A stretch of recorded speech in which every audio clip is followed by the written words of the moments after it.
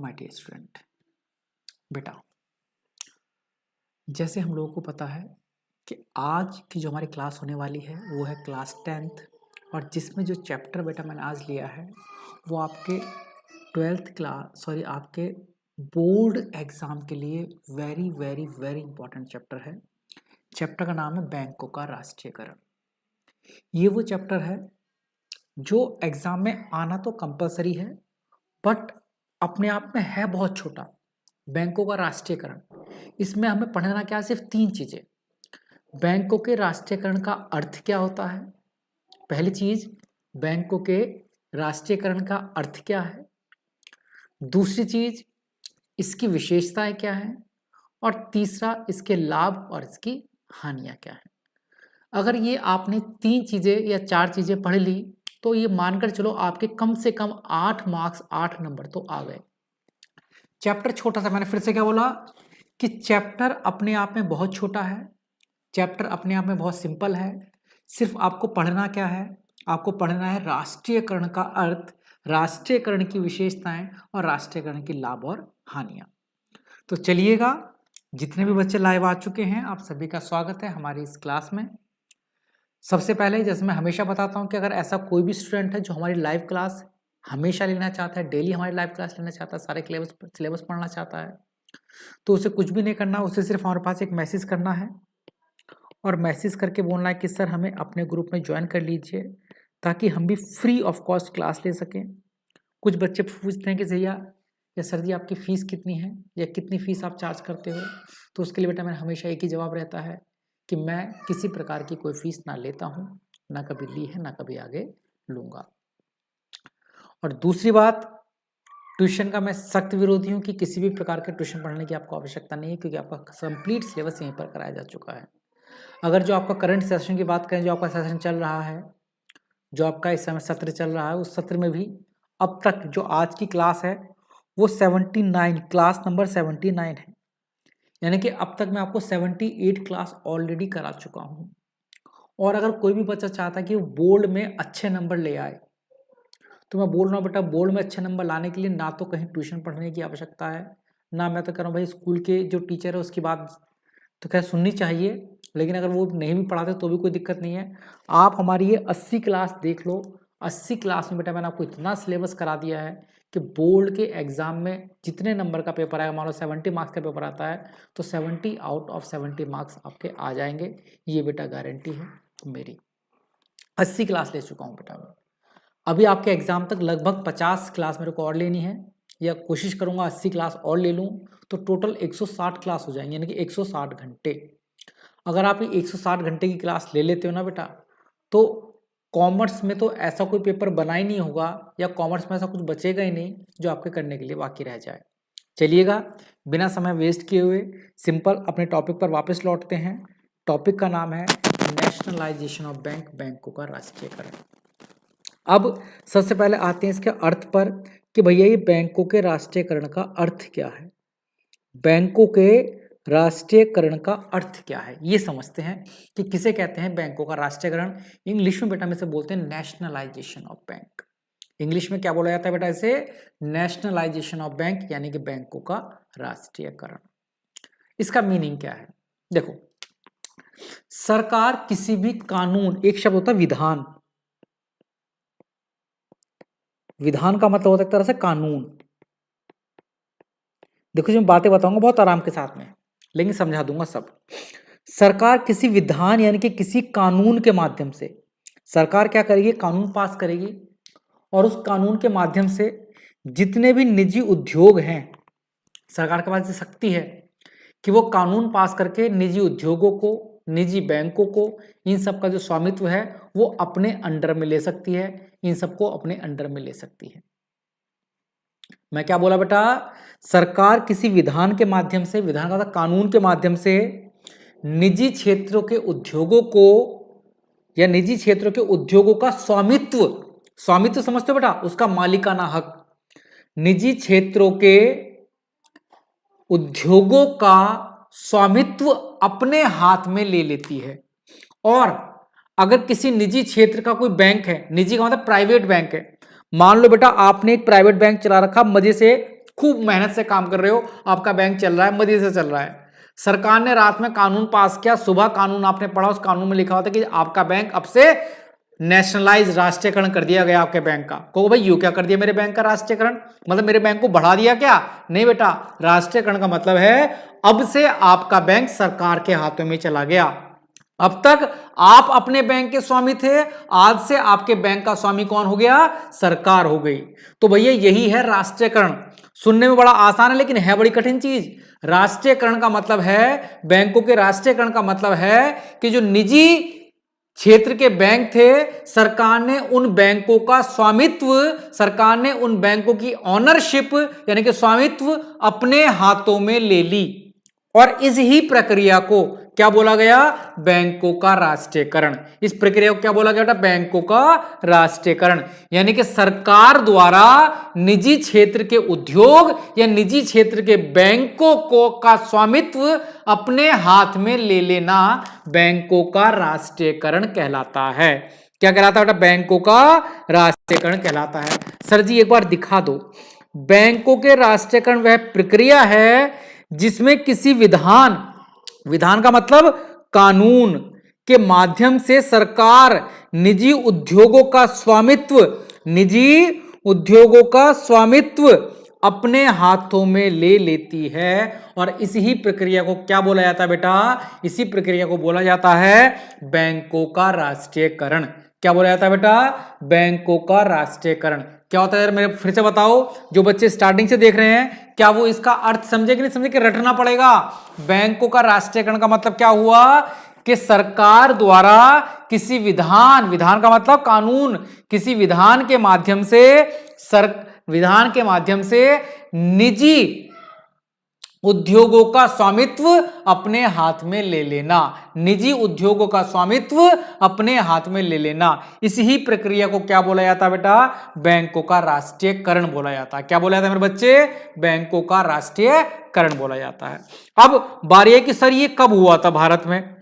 भारत में कब हुआ भाई राष्ट्रीयकरण? तो बेटा भारत में पहला राष्ट्रीयकरण कब हुआ? 19 जुलाई 1969। 19 जुलाई 1969 को भारत में क्या हो गया? बैंकों का राष्ट्रीयकरण। यानी कि भारत में 14 बैंक थे। मैं बैंकों की लिस्ट की जो पीडीएफ बेटा वो आपके पास भेज दूंगा। भारत में क्या हुआ? 14 बैंकों को राष्ट्रीयकृत कर दिया गया। इसका मतलब पहले ये बैंक किसके हाथ में थे? निजी क्षेत्र के हाथ में थे, प्राइवेट लोगों के हाथ में थे। सरकार ने रातों रात कानून पास किया, कानून पास किया। जब सुबह इनके मालिक उठे तो पता चला अब ये बैंक किसके हो गए? सरकार के हो गए। इन बैंकों का मालिक कौन हो गई? सरकार हो गई। इन बैंकों पर किसका स्वामित्व हो गया? सरकार का स्वामित्व हो गया। और इसी प्रक्रिया को क्या बोला गया? बैंकों का राष्ट्रीयकरण। यानी कि जब बैंकों का स्वामित्व सरकार अपने हाथ में ले ले, इस प्रक्रिया को क्या बोलते हैं बेटा? बैंकों का राष्ट्रीयकरण। और पहली बार कब हुआ? 19 जुलाई 1969 को हुआ। कब हुआ बेटा पहली बार? 19 जुलाई 1969 को हुआ। कब हुआ? 19 जुलाई 1969 को हुआ। कितने बैंकों का हुआ? 14 बैंकों का हुआ। सर उसके बाद भी हुआ था क्या? हाँ भाई उसके बाद भी हुआ। कब हुआ सर? सर जी 1980 में हुआ। कब हुआ? 1980 में हुआ। इस बार कितने बैंकों को सरकार ने अपने हाथों में ले लिया? भैया 6 बैंकों को ले लिया। इस बार सरकार ने 6 बैंकों को अपने हाथों में ले लिया। तो पहला राष्ट्रीयकरण कब हुआ? 19 जुलाई 1969। मैं यहां पर साइन कर देता हूं और लिख देता हूं कि पेपर में ये डेट आएगी, आनी ही है, आनी है कि बैंकों का राष्ट्रीयकरण कब किया गया? 19 जुलाई 1969 को किया गया। कितने बैंकों का किया गया? 14 बैंकों का किया गया। दूसरी बार राष्ट्रीयकरण कब किया गया? 1980 में किया गया। सर कितने बैंकों का किया गया? भैया 6 बैंकों का राष्ट्रीयकरण किया गया। कितने बैंकों का किया गया भाई? 6 बैंकों का राष्ट्रीयकरण किया गया। अरे सर जी हमें तो समझ में आ गया, हमें तो सारी बात समझ में आ गई सर, हमें तो डेट भी समझ में आ गई। पहले कितने बैंकों का हुआ? 14। फिर कितने बैंकों का हुआ? 6। 14 बैंकों कब हुआ? 19 जुलाई को हुआ। कब? 1969 में हुआ। उसके बाद कब हुआ? सर 1980 में हुआ। कब हुआ? 1980 में हुआ। सर ये डेट याद रखनी है क्या? हाँ जी भैया बस ये डेट याद रखनी है। इस चैप्टर में ये डेट याद रखनी है, इस चैप्टर में यही डेट याद रखनी है। सर राष्ट्रीयकरण क्या होता है? राष्ट्रीयकरण का मतलब है सरकार द्वारा निजी क्षेत्र के बैंकों को या निजी क्षेत्र के उद्योगों का स्वामित्व अपने हाथों में ले लेना। निजी क्षेत्रों के, निजी का मतलब समझते हो बेटा? प्राइवेट, प्राइवेट तो समझते हो ना बेटा? मेरा बैंक था, सरकार ने किसी कानून पास करके मेरे बैंक को अपने स्वामित्व में ले लिया। इसी प्रक्रिया को क्या बोला गया? इसे बोला गया नेशनलाइजेशन ऑफ बैंक, बैंकों का राष्ट्रीयकरण। क्या बोला गया? बैंकों का राष्ट्रीयकरण। सर समझ में आ गया। अब बारी आई कि सर क्यों करा, बैंकों का राष्ट्रीयकरण क्यों किया, क्या कारण थे, क्या आवश्यकता थी बैंकों का राष्ट्रीयकरण करने की? जो प्राइवेट बैंक चल रहे थे चलने देते भाई, क्या दिक्कत आ गई थी, क्यों राष्ट्रीयकरण किया गया? तो अगला प्रश्न पेपर में यह आएगा कि बैंकों के राष्ट्रीयकरण की आवश्यकता क्या थी। क्या प्रश्न बनेगा बेटा पेपर में कि बैंकों के राष्ट्रीयकरण की क्या आवश्यकता थी? बैंकों के राष्ट्रीयकरण की क्या आवश्यकता थी, यानी कि बैंकों का राष्ट्रीयकरण क्यों किया गया, यह प्रश्न उठता है बेटा। और वेरी वेरी इंपॉर्टेंट, अगर आपके पास कॉपी हाथ में रखी हो तो जल्दी से कॉपी पर लिख लो, बैंकों के राष्ट्रीयकरण की आवश्यकता, क्यों बैंकों का राष्ट्रीयकरण किया गया। देखो भैया, ये जो ये प्राइवेट बैंक होते हैं ना बेटा, निजी हाथों में अगर बैंक होते हैं तो ये बड़े चालाक होते हैं बेटा। ये प्राइवेट बैंक क्या कर रहे थे, जो शहर था वहां तो अपनी ब्रांच लगातार खोल रहे थे। भाई प्राइवेट बैंक क्यों आते हैं? लाभ कमाने के लिए। प्राइवेट बैंकों ने शहरों में तो अपनी ब्रांच खोल दी, जो दूर दूर के गांव थे वहां पर ब्रांच नहीं खोली। सरकार को गुस्सा आ गया, सरकार ने इनसे कहा कि भैया बैंकों, शहर शहर में काम कर रहे हो, गांव के लोगों को कौन लोन देगा, गांव के लोगों को कौन पैसे जमा कराएगा? बैंकों ने बात ही नहीं सुनी। सरकार ने कहा अच्छा ठीक है, बात नहीं सुनोगे, लो रात में कानून पास किया, सुबह बोल दिया अब तुम्हारे बैंक हमारे हो गए, अब तुम्हारे बैंक हमारे हो गए, आपके बैंकों का हमने राष्ट्रीयकरण कर दिया, आपके बैंकों का हमने राष्ट्रीयकरण कर दिया। तो राष्ट्रीयकरण का मतलब हुआ अब उनका स्वामित्व सरकार के पास है। अब उनका स्वामित्व किसके पास है भैया? सरकार के पास है। अब सरकार क्या करेगी? शहर में भी ब्रांच खोलेगी, गांव में भी ब्रांच खोलेगी। तो पहला कारण क्या था, क्यों करना पड़ा बैंकों का राष्ट्रीयकरण? तो जल्दी से हेडिंग डाल दो, बैंकों का राष्ट्रीयकरण करना पड़ा बैंकिंग सुविधाओं का संतुलित विकास। बैंकिंग सुविधाओं का संतुलित विकास, संतुलित समझते हो? सभी क्षेत्र में विकास। प्राइवेट बैंक क्या कर रहे थे, कुछ क्षेत्र में तो अपनी ब्रांच खोलते थे, कुछ क्षेत्र में नहीं खोला करते थे। शहरों में तो खूब ब्रांच थी, गांव में बैंक ही नहीं होते थे। सरकार ने कहा भैया ऐसे तो काम चलेगा नहीं, तो सरकार ने क्या किया, प्राइवेट बैंकों का क्या कर दिया भैया, राष्ट्रीयकरण अपने हाथों में ले लिया, ताकि अब गांव में भी क्या खोली जा सके, ब्रांच खोली जा सके।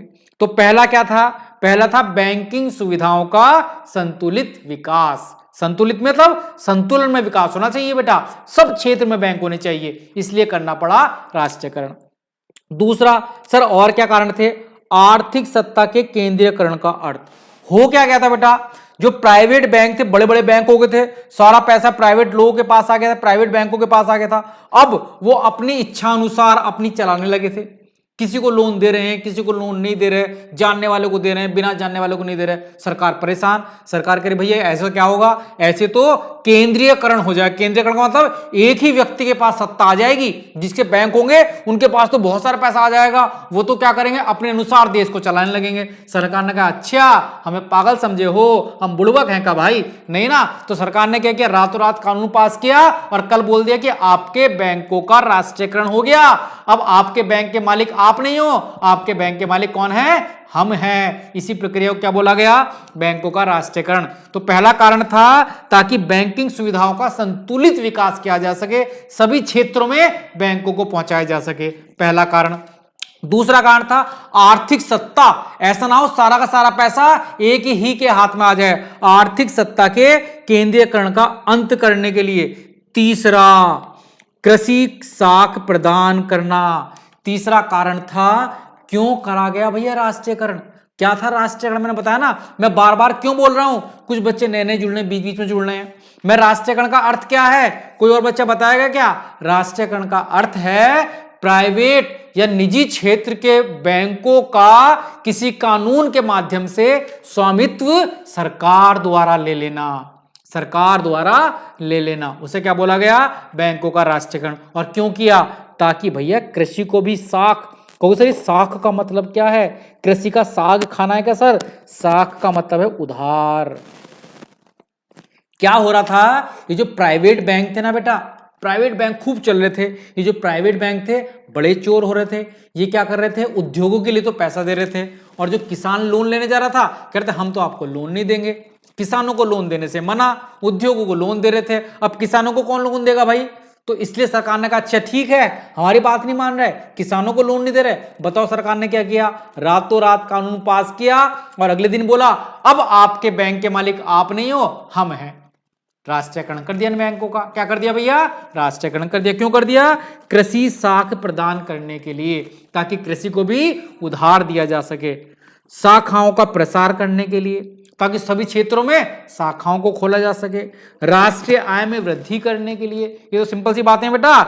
लघु उद्योगों को उधार देने के लिए, साख का मतलब क्या था, उधार देने के लिए, साख मतलब उधार का राष्ट्र हित में प्रयोग करने के लिए, सामान्य व्यक्तियों की सहायता करने के लिए। तो कितने सारे हैं जो इंपॉर्टेंट थे वो मैंने आपको बता दिए भाई। क्यों बता दिए, ताकि बैंकों का संतुलित विकास किया जा सके, सभी क्षेत्र में बैंक खोले जा सके, आर्थिक सत्ता का केंद्रीकरण ना हो, ऐसा ना हो एक ही के पास पैसे रह जाएं, कृषि को भी उधार दिया जा सके, गरीब लोगों को उधार दिया जा सके, राष्ट्रीय आय में वृद्धि की जा सके, और भी ना जाने कितने, तो हजारों चीजें आप बोल सकते हो भैया इसके अंदर कि राष्ट्रीयकरण क्यों किया गया।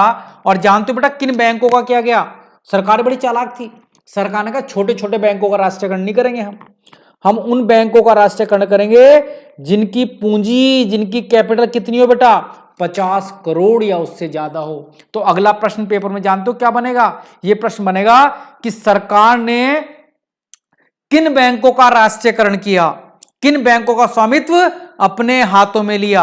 मैं बार बार राष्ट्रीयकरण की डेफिनेशन इसलिए बोल रहा हूं ताकि आप रट जाए कि राष्ट्रीयकरण क्या होता है। जब मैं छोटा था तो मैं सोचता था राष्ट्रीयकरण का मतलब क्या है, ये राष्ट्रीयकरण क्या होता है। जब मैं तुम्हारी उम्र में था बेटा हमें भी नहीं पता था राष्ट्रीयकरण क्या होता है, रट लिया था, मीनिंग नहीं पता था राष्ट्रीयकरण का। आज ही पता लगा कि राष्ट्रीयकरण का मतलब होता है कि निजी क्षेत्र के उद्योगों का स्वामित्व सरकार द्वारा ले लेना, निजी क्षेत्र के उद्योगों का स्वामित्व सरकार द्वारा ले लेना क्या कहलाता है बेटा, क्या कहलाता बताओ, कहलाता है बैंकों का राष्ट्रीयकरण। क्या कहलाता है बैंकों का राष्ट्रीयकरण। और कितने बैंकों का राष्ट्रीयकरण किया था बेटा, 14 बैंकों का राष्ट्रीयकरण किया था।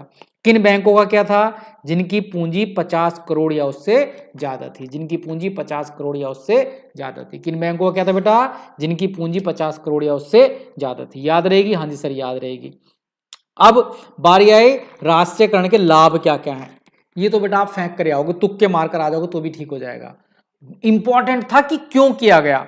अब लाभ तो आप बना बना कर लिखोगे, क्यों लिखोगे भाई, ताकि आर्थिक विकास हो सके, देश का क्या हो सके, विकास हो सके, सहयोग में वृद्धि, सभी का सहयोग हो सके, बैंकों की कार्य कुशलता को बढ़ाया जा सके, समाजवाद को बढ़ावा दिया जा सके। समाजवाद का मतलब होता है ताकि पूरे समाज का फायदा हो बेटा, उद्योग धंधों में वृद्धि की जा सके, ये इसके लाभ हो गए। इसकी हानियां क्या है, भ्रष्टाचार में वृद्धि हो गई।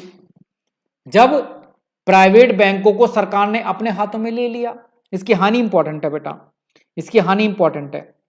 एक तो इसके कारण क्या थे वो इंपॉर्टेंट था, मैंने बता दिया। एक इसकी हानि इंपॉर्टेंट बेटा, वो भी धीरे धीरे करके बताऊंगा। तो बैंकों के राष्ट्रीयकरण की हानि क्या है बेटा, भ्रष्टाचार में वृद्धि हो गई। कोई सा भ्रष्टाचार कैसे, जैसी चीजें सरकार के हाथ में आती हैं तो दुनिया जानती है अब क्या होगा, भ्रष्टाचार। क्या होगा बेटा, भ्रष्टाचार। सरकार बैंकों को कुछ पैसा दे रही है, बैंकों तक पहुंच नहीं रहा, बीच में खाया जा रहा है। राजनीति का प्रवेश, अब क्या हो गया, जैसी बैंक हो गए सरकार के, अब उसमें घुस के बीच में कौन, राजनेता। राजनेता अपने अनुसार चलाने लगे बेटा बैंकों को। कर्मचारियों की कार्यकुशलता में कमी। राष्ट्रीयकरण का नुकसान बता रहा हूं बेटा कि राष्ट्रीयकरण होने के बाद कुछ नुकसान भी हुए। जब सरकार ने प्राइवेट बैंकों को अपने हाथों में ले लिया तो नुकसान क्या हुआ, जब तक प्राइवेट बैंक थे कर्मचारी पूरी मेहनत से काम कर रहे थे, जैसी बैंक बन गए सरकारी, अब सबको पता सरकारी हो गया ना काम, बस अब काम करने की जरूरत नहीं है। तो जो कर्मचारी थे वो भी कैसे हो गए, कार्य कुशलता में कमी आ गई उनकी बेटा, कर्मचारियों ने काम करना ही छोड़ दिया। कर्मचारियों ने अब काम करके क्या करेंगे, अब तो हम सरकारी कर्मचारी बन गए, अब तो हमें सरकार ने ले लिया, तो सरकार के बच्चे बन गए, है ना। ब्रांच का मतलब क्या होता है बेटा, शाखाएं। एक शाखा यहाँ पीएनबी की खुल गई, दूसरे शहर में एक और शाखा खुल गई, तीसरे में एक और शाखा खुल गई, तो बोलते हैं बेटा शाखाएं, ब्रांच को।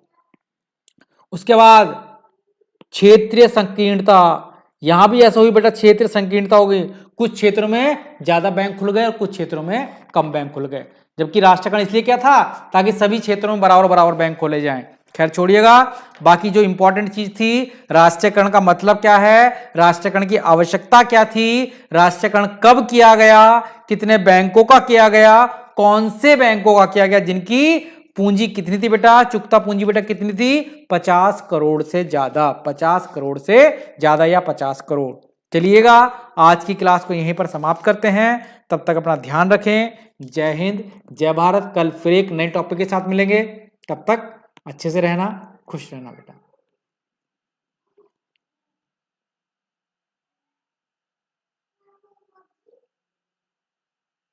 एक बच्चा पूछ रहा है बैंक का मतलब क्या है बेटा, बैंक का मतलब बैंक वाली क्लास में आपको मिलेगा। आज हम बैंक की क्लास नहीं करा रहे हैं, जो बैंक वाली क्लास है उसमें आप चेक कर सकते हो बैंक का मीनिंग क्या होता है, बैंक का अर्थ क्या होता है। ठीक है बच्चे, आज तो था बैंकों का राष्ट्रीयकरण। आज की क्लास कौन सी थी, बैंकों के राष्ट्रीयकरण की।